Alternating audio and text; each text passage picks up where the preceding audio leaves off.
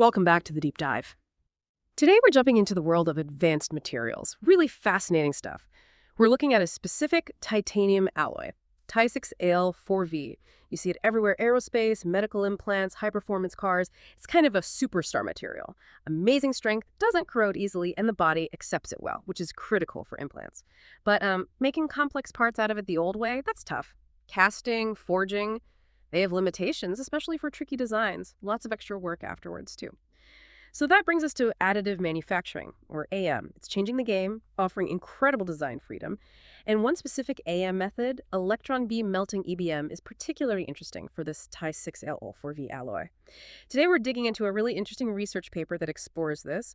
It's all about how the EBM process settings affect the final part's strength and behavior. We'll guide you through what they found and what it means for engineers and designers using this tech.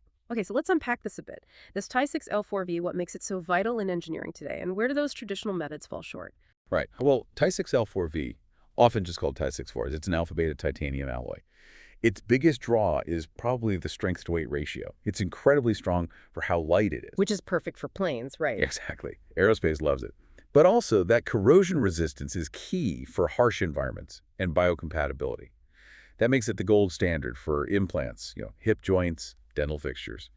Now, conventional methods like casting or forging, they're fine for simpler shapes. But if you need really complex internal structures, maybe custom lattice designs for implants or intricate cooling channels, that's where traditional methods get really difficult or super expensive or sometimes just, well, impossible. Okay, so complexity is the big hurdle. How does additive manufacturing, and specifically EBM, overcome that for Ti6-4? How does it unlock those designs? It really is a totally different approach. Instead of removing material or forcing it into shape, you're building it up, layer by tiny layer, directly from a 3D model. Like 3D printing, but with metal powder and a powerful beam. Precisely. And EBM is particularly suited for Ti6-4. It uses a high-energy electron beam, not a laser, inside a high vacuum. Why the vacuum? That's critical for titanium. Titanium is very reactive with oxygen, especially at high temperatures. The vacuum prevents contamination, keeps the material pure. Another key thing about EBM is the temperature control.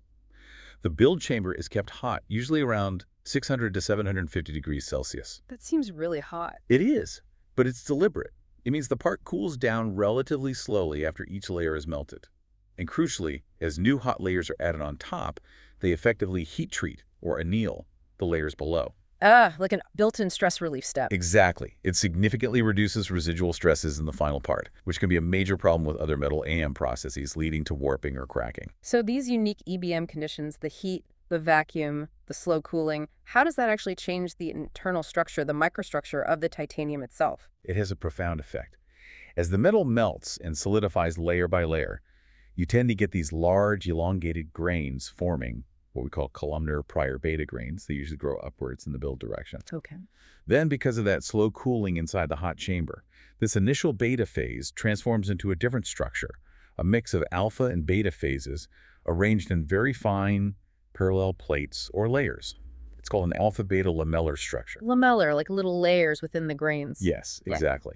And the size of those original beta grains, but especially the thickness of these finer alpha lants, the tiny plates, which were about 1.5 micrometers thick in the samples in this study, that's incredibly important. These microstructural features directly control the final mechanical properties: strength, ductility, how tough the material is.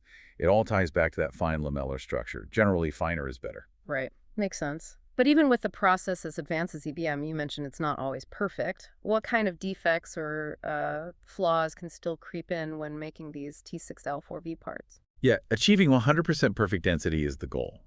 But reality often involves small imperfections. We see a few common types. There's porosity. This can be tiny spherical gas pores, maybe from gas trapped in the original powder, usually pretty small, less than 100 microns. Or you can get larger, but still roughly spherical, pores called keyhole pores. Those usually mean the energy input was a bit too high, causing some instability in the melt pool. Okay, so mostly small, roundish holes. Often, yes. But then there's a more problematic one: lack of fusion. This isn't a nice round pore. It's irregular, often elongated. It happens when the powder doesn't fully melt and bond to the layer beneath it. That sounds not good. It isn't. It's a major concern. And finally, you also have surface roughness. The outside surface isn't perfectly smooth due to how the melt pool behaves, the layering effect, sometimes called the staircase effect, and powder particles sticking to the sides. So for you, the engineer listening, why do these tiny flaws matter so much? How do they affect how a part actually performs, say, under load? They have a huge impact. Porosity, even the small stuff, will reduce the stiffness, the elastic modulus, and the ultimate strength. It can also make the material less ductile, meaning it breaks sooner without stretching much. But, and this is really critical, those lack of fusion defects, they are far more damaging than simple pores of the same size. Why is that? Because of their irregular shape. They act like pre-existing cracks. They concentrate stress intensely at their sharp edges, making the material much weaker, especially under tension or fatigue. And surface roughness, while it's on the outside, can be the starting point for fatigue cracks, significantly shortening the life of a component that experiences repeated loads. There are models, like the Gibson and Ashby model for cellular solids, that basically link the relative density, how much solid material versus voids you have, directly to mechanical properties. Lower density means lower performance. Simple as that. Okay, so density is key, and lack of fusion is particularly bad. What about the direction you build the part? Does printing it standing up versus lying flat change things too? It absolutely can, and often does. This is called anisotropy. Because the material is built layer by layer, its internal structure often has a preferred orientation linked to that build direction. Those columnar grains we talked about, for instance. This means properties like tensile strength or toughness might be different if you pull on the part parallel to the build direction compared to pulling perpendicular to it. So another layer of complexity to consider. Definitely. Especially if defects are present, their orientation relative to the load direction can make a massive difference. Ignoring anisotropy can lead to unexpected failures. Right. So knowing all this, the material, the EBM process, the potential defects and anisotropy, how did these researchers actually set up their experiments to get clear answers? They were very systematic. They used a standard EBM machine, an Arcam A2X, under vacuum, as you'd expect for titanium. A key detail is they preheated the powder bed to 700 degrees Celsius before starting the melt. This helps manage thermal gradients and reduce stress, like we discussed. And they kept some things constant. The layer thickness was always 50 micrometers, and the hatch spacing, how far apart the electron beam passes are, was 0.1 millimeters. Standard stuff, really, to provide a baseline. Okay, so they controlled the basics. What were the key things they changed to see the effects? They focus on two main variables. First was the process parameters, which they controlled to achieve different levels of energy input, specifically volumetric energy density, or VED. They created 4 distinct batches labeled A, B, C, and D, each made with a different VED. Batch A had the highest energy density, 39.7 joules per cubic millimeter, and it went down progressively to batch D, which had the lowest at just 10.0 JLML. How did they adjust the VED? Changing beam power, speed. Exactly. They varied parameters like beam velocity and beam current to hit those target VED values. Higher VED generally means more energy going into melting the powder. The second main variable was build orientation. They made standard tensile test samples, shaped like dog bones. Half of them were built lying flat, so their long axis was horizontal, perpendicular to the build direction. The other half were built standing up, vertically, with their long axis parallel to the build direction. Ah, so they could pull on them in line with the layers or across the layers. Precisely. That allowed them to test for that anisotropy effect under tensile loading. And once they had these samples built 4 different ways, with 2 orientations each, how did they look inside? How did they measure the structure in those defects? They used a few techniques. X-ray diffraction, XRD, just to confirm they had the expected alpha plus beta crystal structure. Then optical microscopy was crucial. They'd cut and polish samples. Sometimes they'd etch them with a chemical, Keller's reagent, to reveal the grain structure, those alpha laths we talked about. Other times, they'd examine the polished surface without etching to clearly see the defects, the pores, the lack of fusion areas. And they measured these defects. Yes, and this was a key part of the study. They didn't just look, they quantified. They used image analysis, actually writing custom Python code with a library called OpenCV. This code measured the area of each defect, its size, using something called a ferrite diameter, its circularity, which tells you how close to a perfect circle it is. So a lack of fusion defect would have low circularity. Exactly. It would be irregular. And they also measured the aspect ratio, which indicates how elongated it is. This quantitative data on the defects was vital for explaining the results. Okay, the stage is set. Meticulous experiment. So what did they find? What did the tensile tests and all that analysis reveal about how these Ti6Al4V samples behaved? The results were really clear, especially regarding the volumetric energy density. Batch A, the one made with the highest VED. That was 39.7 JLMF. Right. That batch performed the best. It showed the highest strength and good ductility, good elongation before breaking. Its properties were actually very similar to Ti6-4 made by conventional forging. And crucially, the image analysis showed batch A had very few defects. The defect area fraction was tiny, like 0.015 to 0.12%. What defects they did have were mostly those small circular gas pores. So high energy density equals good parts. What about the others? As the VED decreased through batches B, C, and down to D, the defect percentage just soared. Batch D, with the lowest VED, had defect areas between roughly 20 and 25%. Wow, a quarter of the material was just voids. Essentially, yes, largely lack of fusion defects. And as those defects increased, the mechanical properties plummeted. Strengths dropped off significantly with each step down in VED. Batch D was, frankly, very weak. Okay, so VED is clearly critical for density and strength. What about the build direction? Did printing horizontally versus vertically make a difference? This is the anisotropy question. Here's a really key finding. For batch A, the good stuff, the dense material, the build direction didn't make a significant difference. So if you make it properly, it's strong whichever way you pull it. Pretty much, yes. The horizontal and vertical samples from batch A had very similar strength and elongation. That's great news for designers. If you nail the process parameters to get dense parts, you get basically isotropic behavior. Okay, but what about the batches with all the defects? B, C, and D. That's where it got really interesting, and anisotropy kicked in big time. For the defective samples, the build orientation mattered a lot. Consistently, the vertically built samples, the ones loaded parallel to the build direction, were significantly weaker than their horizontally built counterparts. So sample BV was weaker than BH, CV weaker than CH, and DV weaker than DH.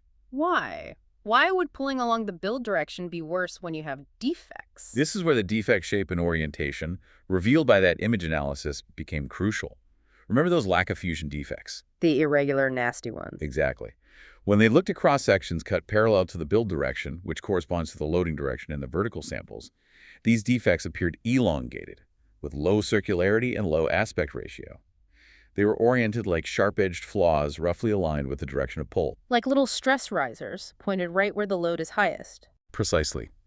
These irregular shapes, with their sharp corners, act as much more severe stress concentrators compared to pulling across them, or compared to pulling on a round pore. So when the load was applied parallel to these elongated defects in the vertical samples, they initiated failure at much lower stresses. That makes sense. The shape and alignment were critical. And what did the breaking pieces look like? Did the fracture surfaces confirm this? Yes. The scanning electron microscope, the SEM analysis of the fracture surfaces, told a very consistent story. Batch A, the good batch, showed ductile fracture features lots of dimples, indicating plastic deformation before failure. This was true for both orientations, though the horizontal ones sometimes showed signs of layers delaminating slightly. For batches B and C, the difference was clear. The vertical samples showed fracture surfaces where the crack clearly ran through the large lack of fusion defects. You'd see smooth areas, which were the original defect surface, mixed with some ductile dimpled areas. But the horizontal samples from B and C still showed larger areas of ductile dimples and delamination, suggesting more energy was absorbed before failure, even with defects present, because the load wasn't hitting those defects edge-on in the same way. And batch D, the really defective one? Batch D was striking. The fracture surface was almost entirely smooth, corresponding directly to those huge lack of fusion areas and even some unmelted powder particles stuck there. There were very few dimples. Meaning it basically just snapped right through the existing defects? Exactly. It showed there was a very small actual load-bearing area. It failed in a very brittle-like manner at extremely low stress, which perfectly matches the tensile test results. Wow. What a detailed picture. From process settings to microstructure to defects and finally to how the part actually breaks. It really connects all the dots. It does. It clearly shows that VED is a master variable for controlling density and strength in EBM Ti6Al4V. So bringing it all together for the listener, what are the main takeaways here? Okay, I think there are two crucial points. First, if you use a sufficiently high volumetric energy density with EBM, you could produce Ti6-4 parts that are dense, strong, and essentially isotropic. Their properties are great and don't depend much on build direction, comparable to traditional methods. That's the ideal scenario. Right. But second, if your VED is too low, you will get defects, especially lack of fusion. And when those defects are present, the build direction becomes critically important. Loading parallel to elongated lack of fusion defects drastically reduces strength. So for defective parts, anisotropy is a major factor. So for you, the engineer, this means you need to control that energy input carefully. Get it right, and you have design freedom. Get it wrong, and you need to be very aware of how the part is built and how it will be loaded. Absolutely. Understanding this relationship allows for much better optimization of EBM processes for critical parts. It helps push the reliable use of additive manufacturing for these high-performance alloys. And it leads to safer, more reliable components in really demanding applications. Definitely. Now, here's a final thought to leave you with. The paper mentions this work is part of a bigger project.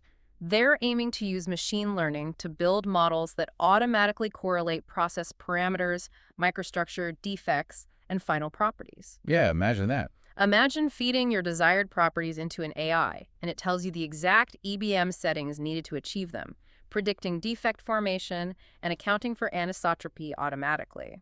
What could we design and build then? That would be a huge leap forward for advanced manufacturing. Really exciting potential. Something to ponder. Thanks for joining us for this deep dive today. We'll catch you next time.